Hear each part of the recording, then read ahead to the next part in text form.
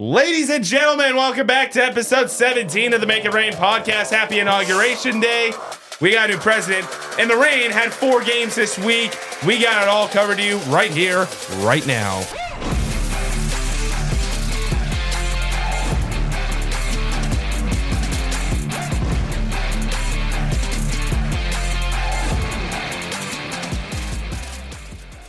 Alongside Anthony Collazo from the Hockey News, allowing a certified goal, I guess, on that one.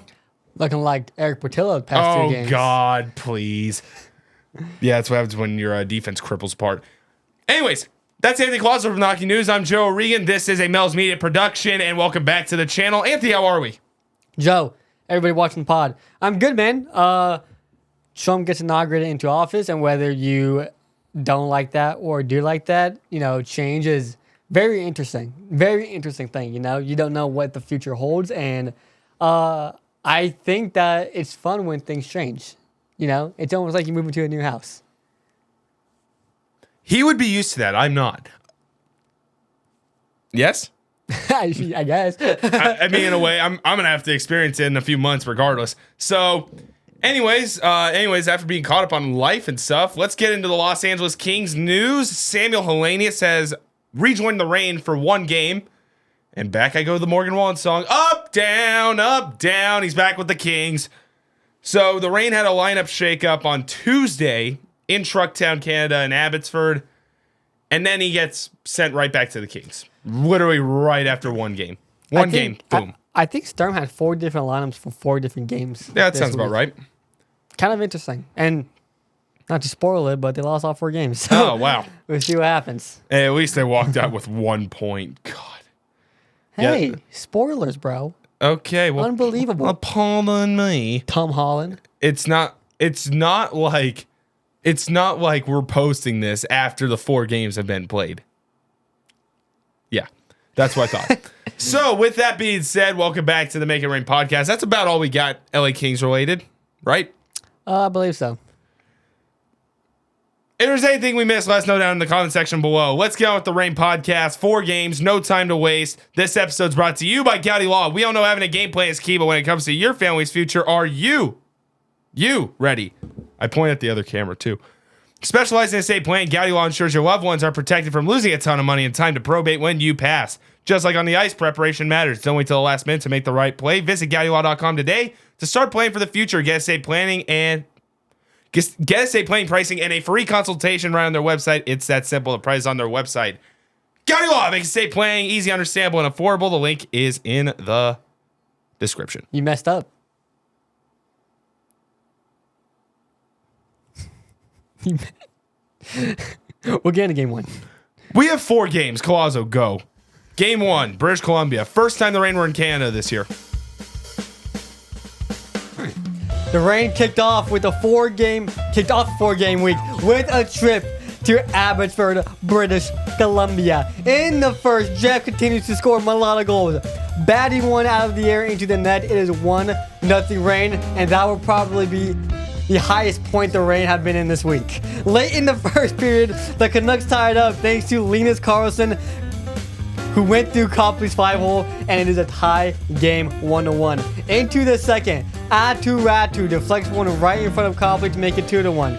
Immediately after, Dino Kambits went breakdancing on a breakaway to make it 3-1 Abbotsford. Oh my God, and he stays hot. His 4th point in 2 games, it is now 3-2. But right before the second period ended, Nate Smith scored a one-timer off a feed from Archie Baines, 4-2. In the third, Rangers legend Sammy Blais opened up the period with the goal, put the game away, got him, end up getting another point, so that would have been 5 points in 2 games. But no one really cares about that garbage time. 6-3 ended up being the final score. You're right on cue with the Jeff Malott batting one out of the air being the highest point of the Rain week.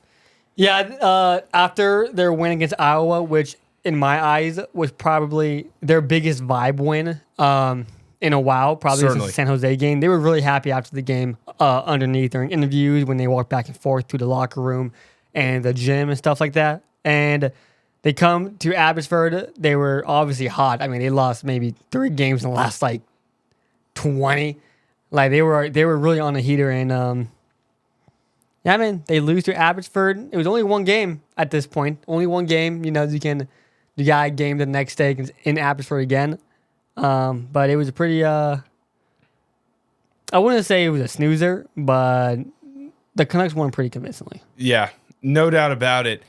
And this is sort of the beginning of the Reign, quote unquote, defensive breakdown of the week. We're going to get into that more as we get into this podcast. You'll hear a lot more about the Rangers legends scoring. We've moved the projector over a little bit. First goal, Tyler Mann across the middle. Jeff Malott decided to play baseball. The Reign decided to tag the MLB on that, and they get ahead 1-0. Answering back, hello, Linus Karlsson. Beats Copley 1-1. Not very much needs to be said about that. End of the first. Atu Ratu in the second. We have an ad, so give me 2 seconds. Yo, but the first period for the Reign actually didn't look too bad.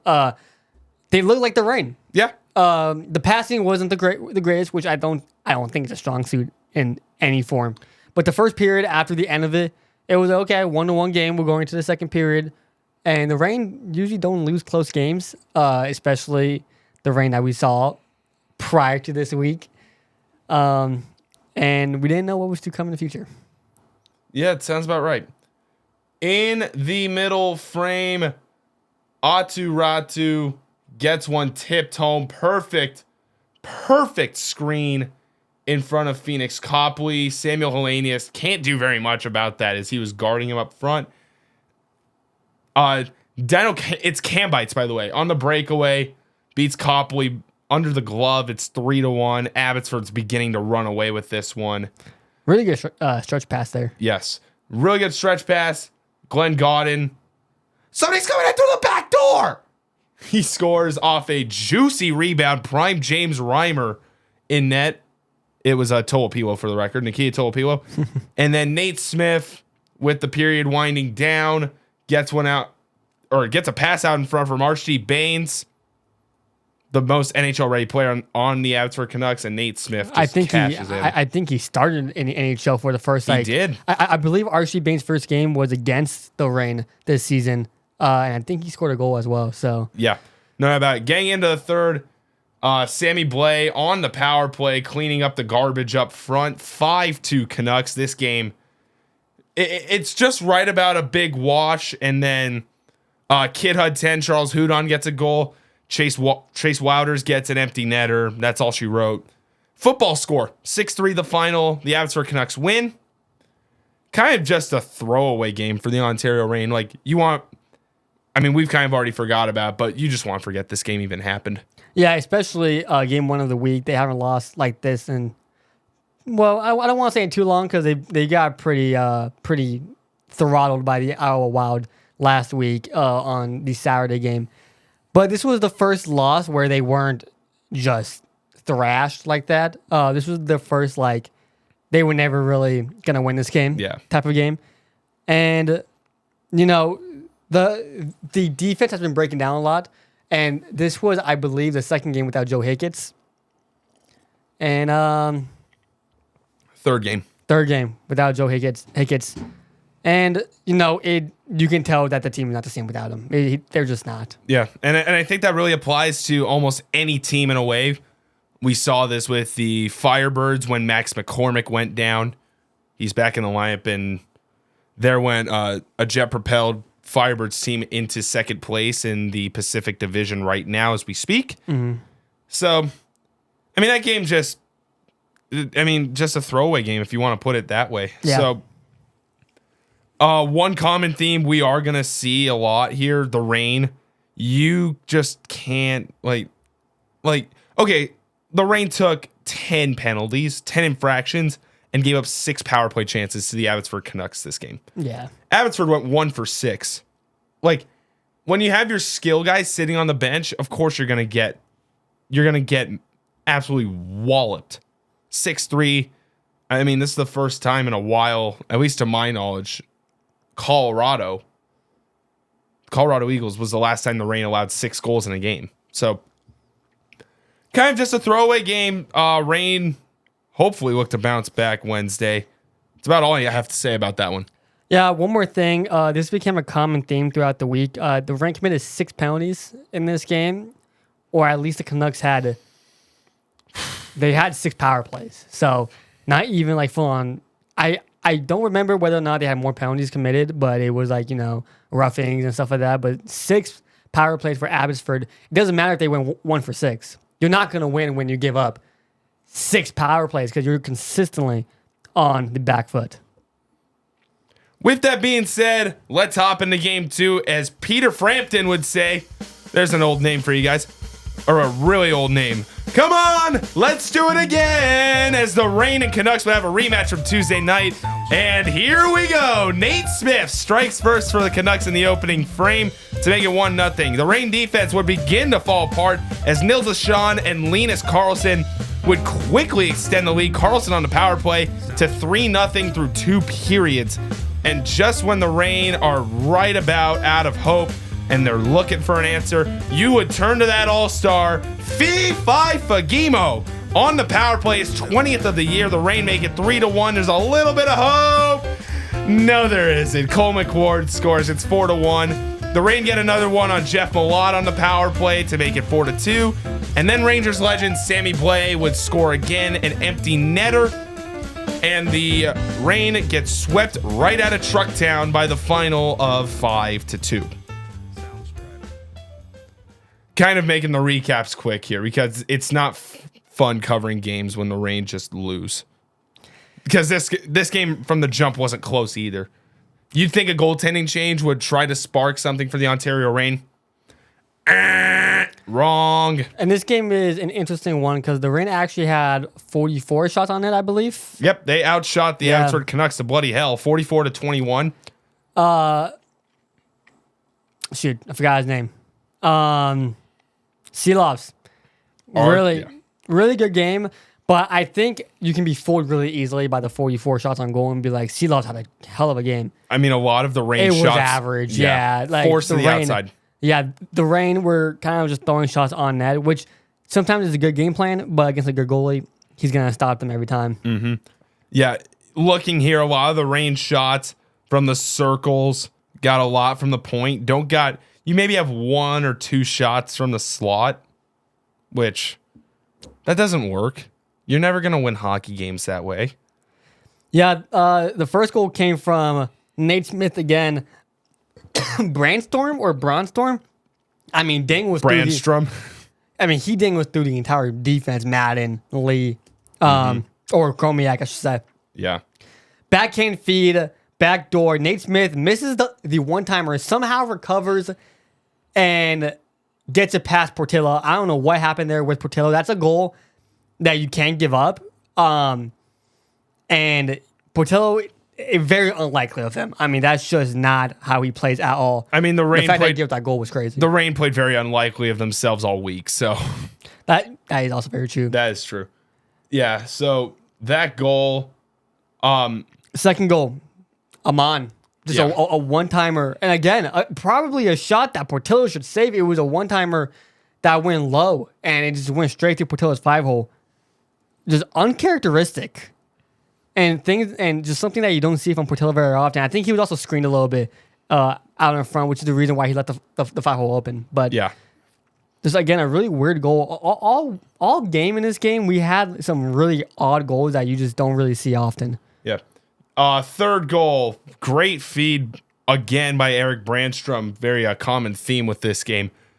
Linus Karlsson does his best Sammy Fagemo impression from the left circle, just buries it home. And yeah, Reign getting on the board. Samuel Fagemo cross crease one-timer, pretty usual of him. Walsh feeding Godin. Motion creates commotion, creates madness. When you have your guy on that 2-3 that the Reign usually run in the bumper, movement creates madness. Motion creates madness. Godin moving with motion, moves up high, gets Sammy Fagemo wide open, gets 2 Canucks defenders tangled up on their assignments. He goes cross crease. The Reign get on the board. Cole McWard, 5 minutes later, gets one past Portillo blocker's side. Really not actually glove side. Not very much. Actually, no. Portillo could have saved that. I'm trying to be nice here, guys. Sorry. And then Jeff Malott on the power play walks in. Kind of a snipe. Right circle, 8-ball corner pocket, goes top shelf, top left corner on Archer Seelovs. And then Sammy Blais, empty netter. Canucks win. Canucks win. Reign gets swept. They don't really get time to practice because they've got to travel home now. They got 1 day of practice this week.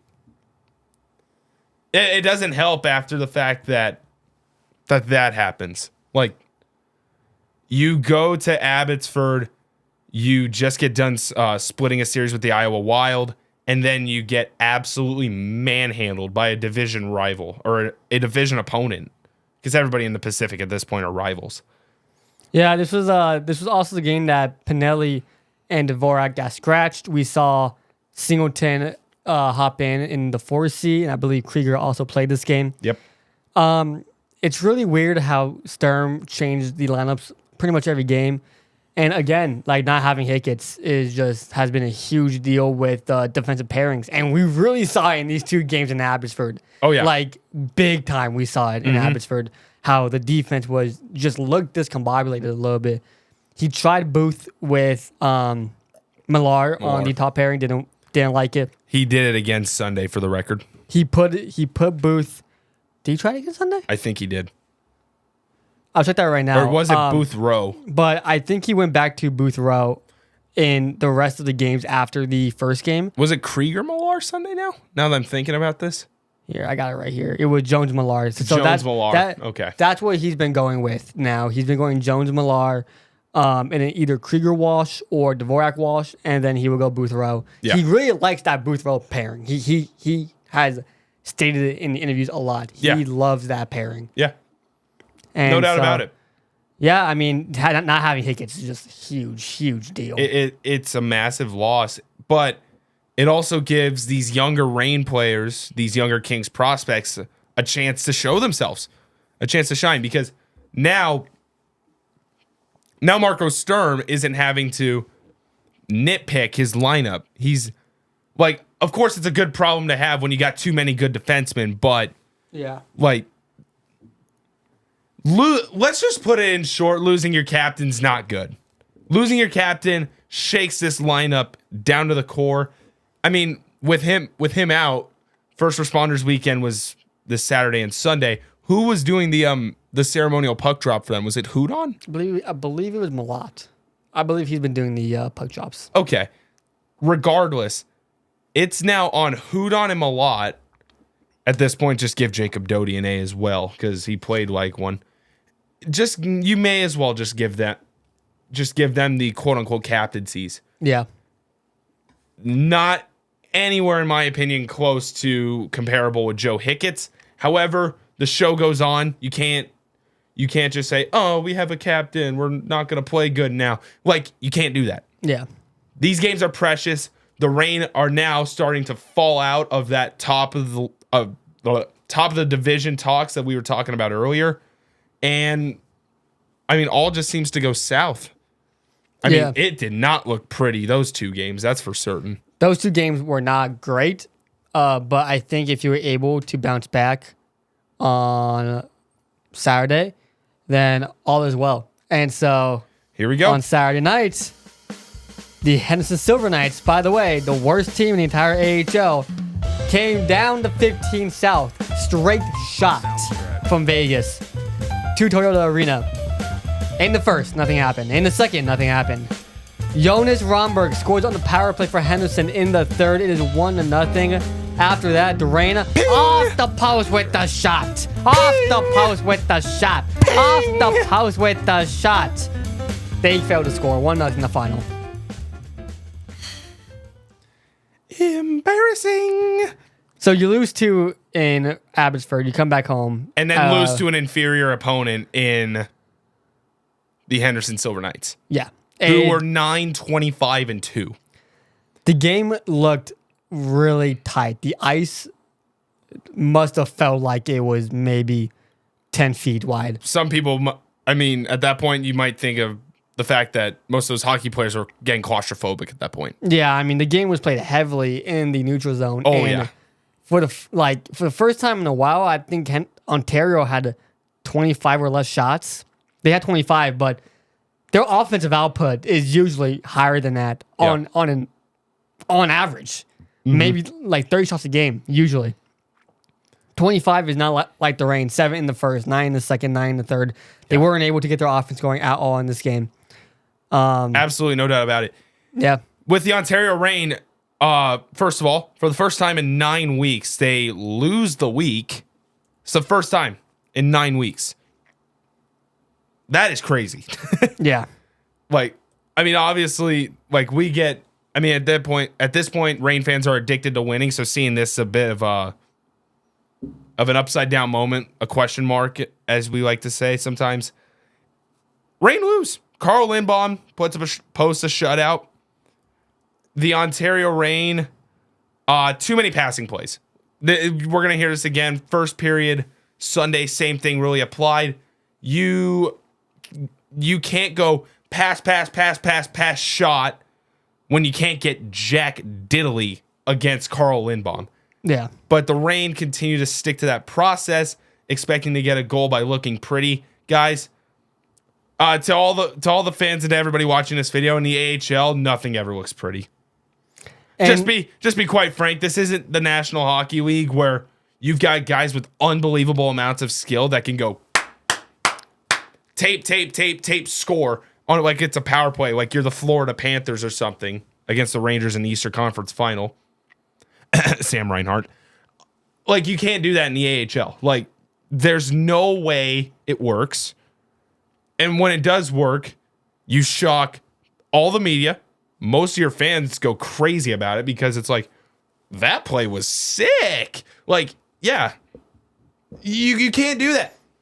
Like, you get to these sorts of games, and at that point, you resort to the basics.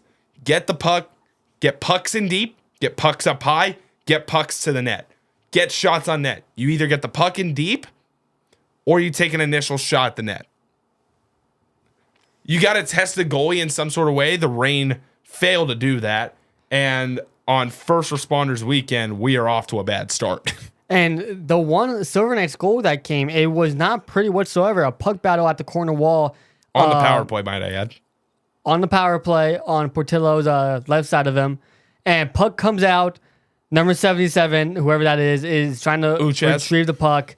And the puck just bounces in the way of Romberg. McLean works it high, stick, and there's a goal. Yeah, there's Jonas Romberg over the glove of Phoenix Copley, birthday boy Phoenix Copley. Only goal. Yeah, great game out of Phoenix Copley. It's kind of a shame that the Reign were kind of just chasing on that penalty kill because they all overloaded. Nobody was help side on that. Yeah, and that's what happens when you're a man down. So, and I can't even say that's necessarily the Reign's fault. It's just the puck rolled out. Sometimes it doesn't bounce your way, Yeah. and on this goal, it didn't bounce their way. They got a shot off. It was a goal. You had 15 minutes after that exactly to answer back against a mediocre, less than mediocre team at best in the Henderson Silver Knights, and you couldn't do it. And that's shame on them. Yeah. Nothing really to talk about. The final was 1-0. Both goalies played pretty good. That one goal happened. The Reign hit the post 3 times in the third period. So with that, let's hop in to Sunday afternoon's contest in the second half of First Responders Weekend as we go from last place Silver Knights to the first place Calgary Wranglers as the Reign look to avoid being swept this week and salvage the week versus the first place Calgary Wranglers. And oh boy, Jeremy Poirier scores on the power play early, and oh god, Rangers legend Dryden Hunt gets his 12th of the year, and it's 2-0 Calgary. All right, deep breath. Here we go. Let's try to get this right. Originally a goal called for Jack Stunica. It turns out we are still DRE with Andre Lee, his 2nd of the year. The Reign pull within 1, and let's just give up 2 more goals. 1 to Sam Morton, 1 to William Stromgren. And the Wranglers are up 4-1 heading to the second intermission. But as the Reign are on a highway to the bag skate tomorrow morning at 6 a.m. probably. Hold up! 5-on-3 situation. Bee-woo, bee-woo, bee-woo. Glenn Godden gets a goal. The Godfather himself from the left circle. Okay, the Reign are back in this. It's 4-2. Yes, 4-2. Taylor Ward gets a goal, and we're going to the second intermission. It's 4-3. And the Sly Dog, Jack Stud Muffin Stanika ties it at 4. The Reign are walking out of this one with the minimum of the Gary Bettman pity point. But Ilyas Solovyov, I think that's how it's pronounced, the Russian defender, gets an OT winner. The Reign gets swept and lose this one by the final of 5-4. Brutal. What a shame of a game that was. And it was such an entertaining game from the jump. Like, we're less mad about this game because we're filming this on Sunday night. We're less mad about this game and way more heartbroken that the Reign lost a game like this. Yeah, I mean, you've got to come out the gates quicker. The Reign came out slow. I wouldn't even necessarily say that. I mean, first shift from Riley Walsh, and Stern was not happy about this penalty, which was something that we've got to talk about for the Henderson game. Too many penalties, way too many penalties, just like in the first game against Abbotsford. And they came out in this game, and within the first minute of the game, there's a penalty. And it's like, yo, like, you can't start that way. Jeremy Poirier able to get a wrister from the point and just right past Portillo. Yep. Who did not have a good week, which is kind of, he probably shocking. This is probably his first like actual bad week of the year. Can't happen. And then right after that, we'll talk about this a little more in depth later. We see two fights right back to back. Crowd's fired up, bench looks fired up. And then right after, everything goes away because then Jonathan Hunt gets a wide open one-timer, Rangers legend, and just like that, it's 2-0. And it's like, wow, what's going on? Yeah, let's cover those two moments. Francesco Pinelli gets into a fight with Lucas Ciona. Is that Ciona? I think that's how it's pronounced. Ciona. Lucas Ciona. Regardless, I don't think Pinelli wanted to even fight there. I think it was just the Wranglers are trying to big brother bully the Reign. There was aggravation there. And Absolutely. Pinelli's not going to back down from that. Stern described it as a sneaky left-hander. Pinelli has a little bit of feistiness to him. We see it throughout the year. I mean, he has that captain mentality. He was a captain with the Kitchener Rangers in the OHL when he was there. So, I mean, he's showing the captain value, standing up, for himself, most importantly, as well as the rest of the guys. And then Jacob Doty says, I've had enough of your crap, and goes right after Jared Tenorti, Rangers legend. And then Doty. So I make the comment all the time that the Doty Onyebuchi fight is my favorite fight ever. This takes the cake. This is easily my new favorite fight. Doty Tenorti tilt goes for about 45 seconds. Doty gets some mean rights in there and then just drops Jared Tenorti. And that is crazy because Jared Tenorti is a big dude. But Jacob Doty, heavyweight on heavyweight, the Reign heavyweight won. So yeah, that was an awesome fight, and it got the crowd fired up. Everyone fired up, and just for it to kind of sink afterwards wasn't fun. And then you go into the second period, and right out of the gate, people were not happy, including me, that the Reign were trying to be too perfect, trying to be too cute with the passes, and try to get a perfect shot. A minute 30 into this period, Ward from the right point throws a shot on net. And originally we thought it was Stunica. He seemed pretty fired up that he got the goal. Yeah. Leah also seemed pretty fired up that he got the goal. Yeah. So it was originally Stunica. Now it's Lee's. Lee said he doesn't care who it is. They scored. Yeah. And it was 2-1 Reign. There you go. 2-1 Reign. 2-1 Wranglers. 2-1 Wranglers. Yeah. Good things can't last forever. Sam Morton, not even on the power play, off the rush, top shelf where Mama hides the cookie jar. And this was, I believe this goal was the one where there was like two scrums going on center ice. And I feel like people just forgot that they were playing hockey. Nothing got called. Nothing got called, but I think everyone on the Reign forgot that they were playing hockey. And then it just ended up in a 2-on-1. And Riley Walsh just kind of got stuck on an island. And and Morton just went glove side on Portillo. Yeah. Nothing you can do about that, but I mean, come on, guys. You guys can't get caught up in that. I mean, it's another testament because the refs this game were awful. Yeah, they weren't good. Or maybe one half of them. Did Philip Casco even call a penalty this game? Philip Casco was swallowing his whistle for whatever reason when there were things happening right in front of him, and he was just like, nah. I don't feel like calling it. Yeah, and then there was a very clear penalty that happened later on. Casco's like right on this, and it's the backside ref and Jack Young that's making this call. He's seeing this at center ice and making the call. Like, dude, come on. So then You're an AHL ref. Let's go. So then it's 3-1 Wranglers. Wranglers get another power play because the Reign cannot stop committing penalties. Stromgren, left circle, wrist shot, pass Portillo. Boom. Portillo just couldn't save. He couldn't save a box if he needed to. Yeah, Swiss cheese Portillo tonight. So yeah, very unfortunate. But then, as the period's winding down, they get not only a penalty, but then a delay of game while they were on the power play. 5-on-3, and with 1 second left on the power play. The 5-on-3.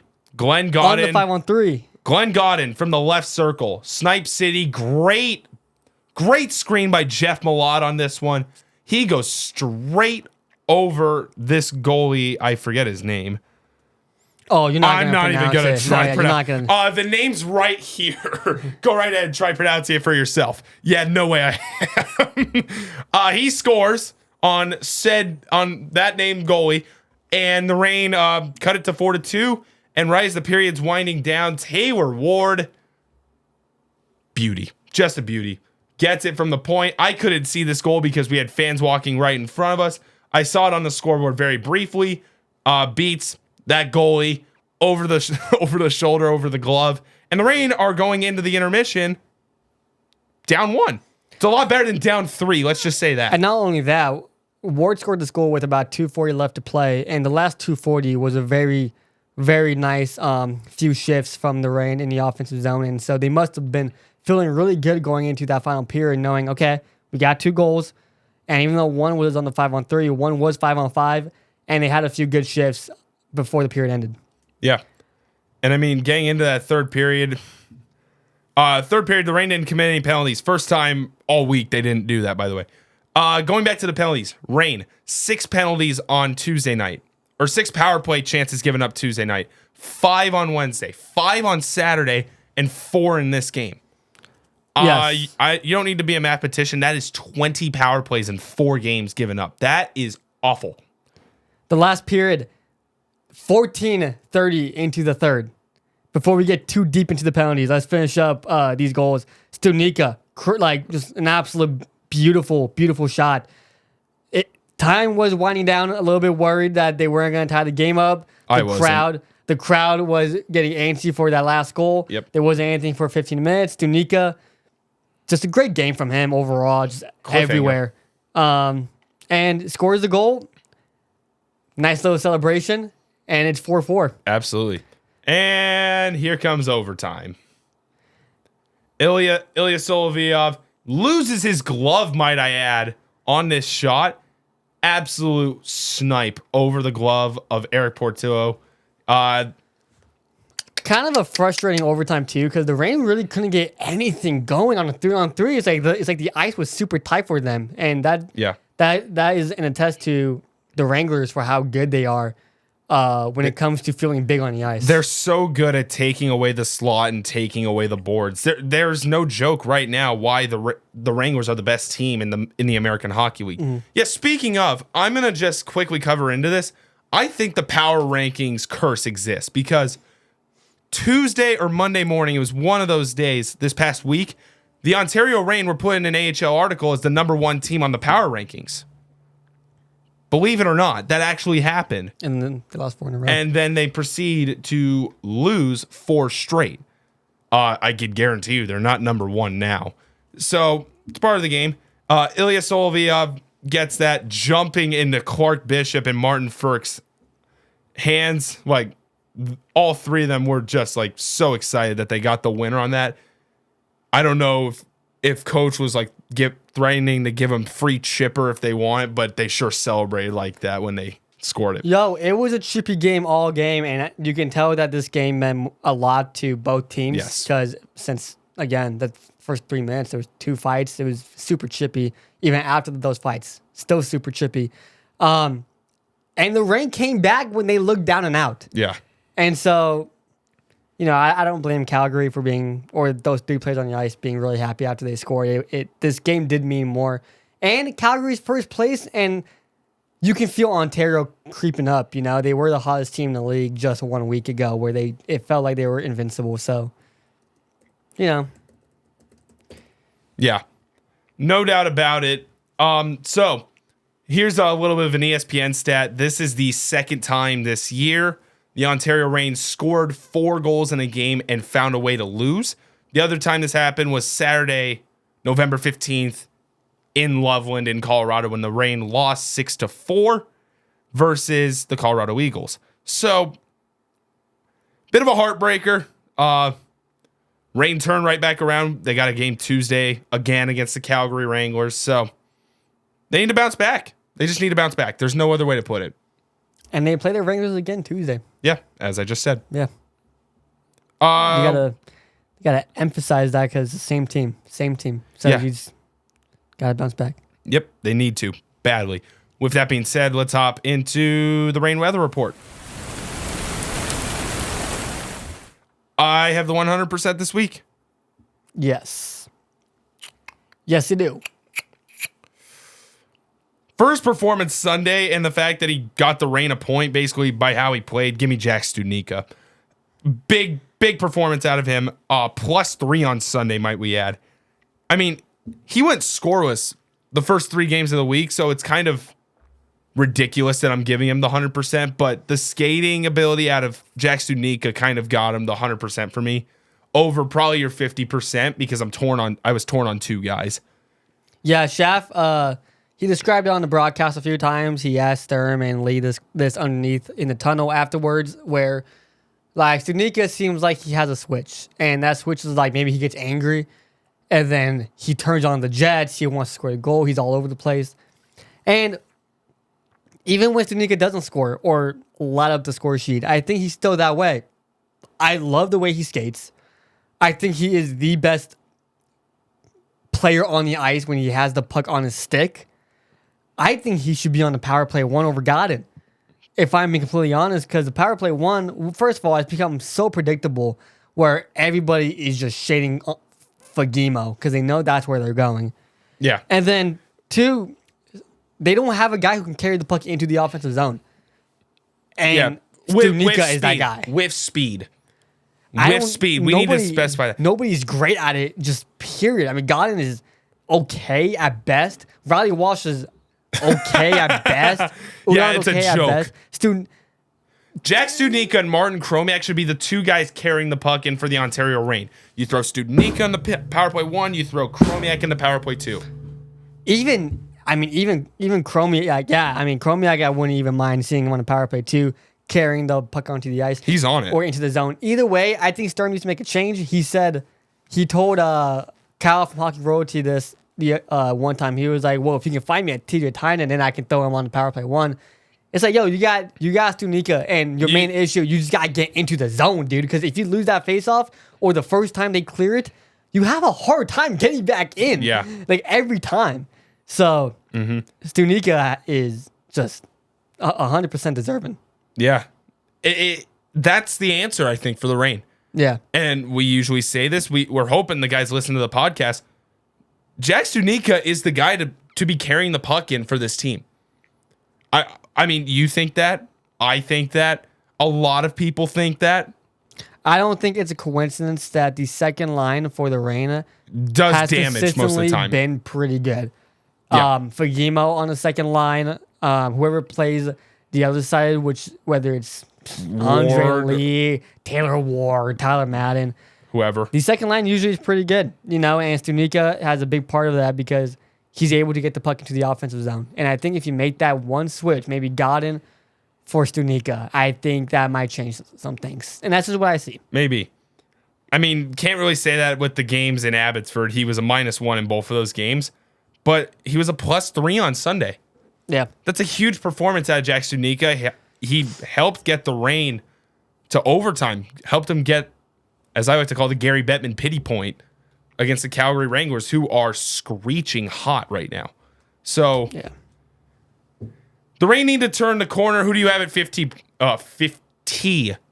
I think the only choice here is Glenn Godden. Yeah, that two was, goals, 2 assists, goal and assist on I believe it was Tuesday's game, and then 1 assist the day after. Obviously, nothing against Henderson, and then 1 goal in the game on Sunday night. Yep. Godden continues to be one of the best players on the Reign. Obviously, November Player of the Month in November. Last week, got the 100%, put up some points, and man, what can you say about him? What an acquisition he has been. Yeah, the Reign were looking for the TJ Tynan replacement, and they've got it in Glenn Godden. So outside of the skating ability, they have it. It's there. I don't think Godden will be bad for the power play too. It's just I just don't believe that far as the power play 1 goes. He's not the trailer that the Reign are looking for. Yeah, you can't have that. And also, I think Caleb Jones would also work better than Riley Walsh on that power play 1 unit too. I would agree with you.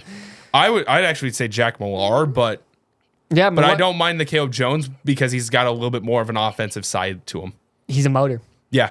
So Glenn Godden was also the guy I was torn between on for the 100%. So it makes very much sense that we're both agreeing that these were the 2 best players for the Reign this week. Realistically, this should be flipped, and Godden should be the 100, and Studnicka should be the 50. I think recency bias might give you, Studnicka, the but edge, Studnicka really, put the team on his back this game. Also, that first goal might actually be Studnicka's. Like, I think it is Studnicka's. Yeah, they might change it. They might change it back, but AHL doesn't have that much time on their hands. They are not going to change that back. Let's get real here. The AHL. The AHL.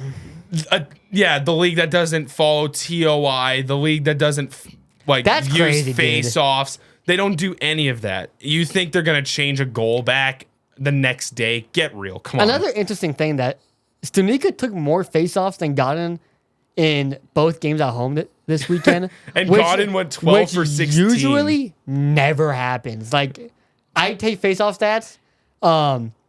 Godden went 12 for 16 on Sunday night. Studnicka went 11 for 21. Godden went 6 for 13. Studnicka 5 for 15. So he took more than Godden in both of those. And I'm not going to go through every single game, past game, but on Tuesday versus Abbotsford, Godden went 8 for 20.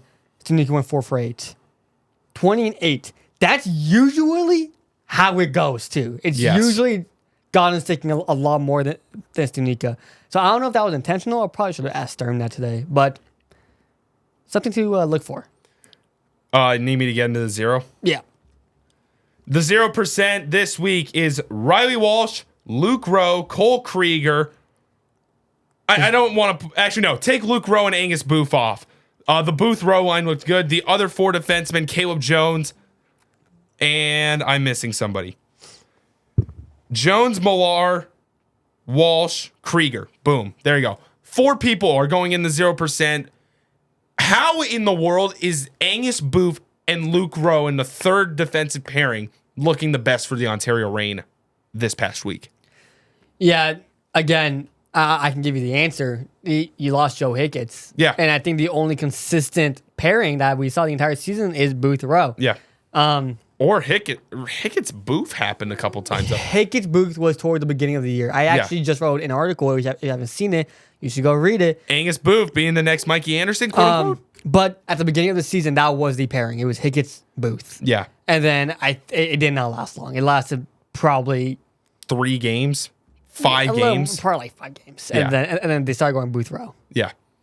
Or Booth Walsh and stuff like that. Things start to figure themselves out. Booth Rowe looked really good. I mean, Sunday included. My gosh. Angus Booth, absolute bender with the skates. Very good edge work, quote unquote. Oh, yeah. He creates great angles. He's been doing that. He's been doing that all year. He's been doing it the past week. So I'm going to give Angus Booth a little bit of credit. Luke Rowe laying the body, kind of trying to be a presence out there. Yeah. Like, I agree. so the defensive core doesn't get bullied. And then after this, I mean, each guy for their own reason. Riley Walsh, brother, we got to be able to connect outlet passes. That's not going to work when you can't do that. Yeah. The power play one, carrying it into the zone or waiting for the trailer when the guy's behind you isn't a good call. Just go. They'll catch up. They do. Dude, the power play 2 unit does that too. Jones does the same thing. And I was about to get there too. It's clearly something that they work on, dude. And Well, yeah. I don't know why. Don't even bother with it at that point. At that point, you just let everyone slide It's like in. you're trying to fake them out, but you're not going to fake them out when you do it every time, dude. Yeah. It's crazy. Dude, Walsh or Jones. The trailer. They come up and they go, oh, I'm going to enter the zone. Nope. Just kidding. It's like, So, why? in that quote unquote, the Calgary Wranglers Sunday, because we're going to use our recency bias to our advantage here, the Calgary Wranglers in the neutral zone ran a quote unquote wedge +1, which a wedge +1 is a penalty kill zone where you got 3 guys protecting the net and you got your 1 guy trying to create chaos out by the point. The Calgary Wranglers ran that. They ran 3 guys at the blue line, preventing the zone entry, and then you had your 1 guy, which usually it was Dryden Hunt behind the puck carrier, expecting that drop off. Dude, Henderson did the same thing. And Henderson did the same thing, and the Reign had no answer to it. Yeah. And once again, now this is kind of a testament to Marco Sturm's lack of in-game adjustments that we've stated beforehand on this podcast. So sometimes it's got to take a change at some point. You've got to pivot. You have to. You think you have to pivot. It's a 72-game season. If this road was smooth sailing, the Reign would be in first place and running away with the division right now. But ain't nobody said it was ever going to be easy. This is a bump in the road. Yeah. Yeah. So next week, we could look at this week, next week, and be like, remember when they sucked? like we really could. And it's something that we got to take point in, because this is realistically the first podcast where we're not happy about their performance since like episode 4, the second game, week of the season. Like, I mean, it's kind of cool that this happens every so often, so we get to let it out and really get to the criticizing bit instead of saying, yeah, this happened, but they won. Why are we complaining? Happy we won. Yeah. Reign got swept. That's all you need to know. Now you know how it feels to be a Yankee fan. When people say, oh, your team makes the playoffs every year, why are you upset? Because you expect greatness. Now you get it. You expect greatness. That's just put it in short. Yeah, I expect greatness out of the Rams too. They got eliminated by the Eagles, I know. Next week for the Ontario Reign, Tuesday, rematch with the Calgary Wranglers. It's Quakes night at Toyota Arena.